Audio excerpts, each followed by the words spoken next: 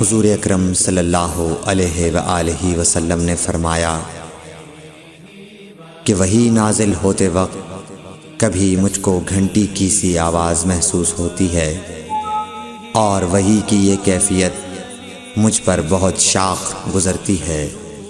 جب یہ کیفیت ختم ہوتی ہے تو میرے دل و دماغ پر اس فرشتے کے ذریعے نازل شدہ وحی محفوظ ہو جاتی ہے، اور کسی وقت ایسا ہوتا ہے کہ فرشتہ بشکل انسان میرے پاس آتا ہے اور مجھ سے کلام کرتا ہے، پس میں اس کا کہا ہوا یاد رکھ لیتا ہوں۔